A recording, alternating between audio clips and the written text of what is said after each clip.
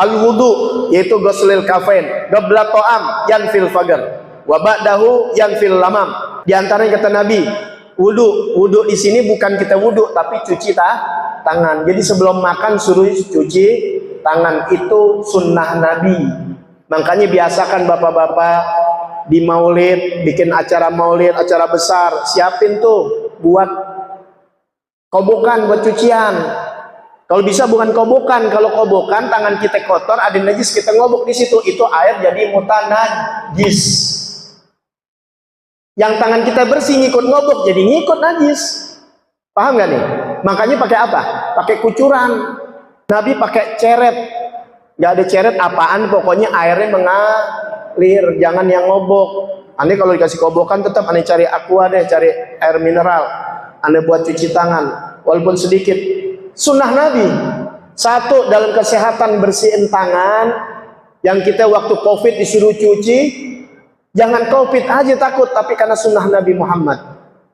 Cuci tangan. Apa kata Nabi? Siapa yang cuci tangan qabla ta'am, sebelum makan, yanfil faqr, meniadakan kemiskinan, nolak kemiskinan. Mau jadi orang miskin?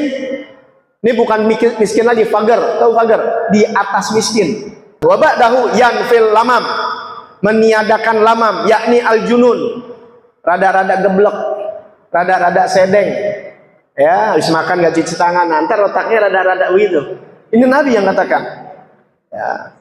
Wa fil hadis, liyakul ahadukum biyamini wal yashrab biyamini wal ya'khud biyamini wal yu'ti biyamini, fa inna syaitan yakulu bishimali wa yashrabu bishimali wa yu'tu bishimali.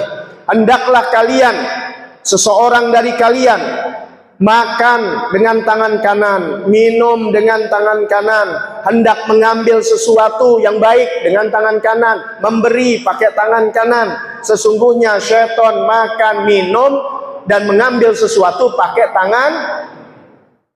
Masih banyak yang minum pakai tangan kiri, ke setan.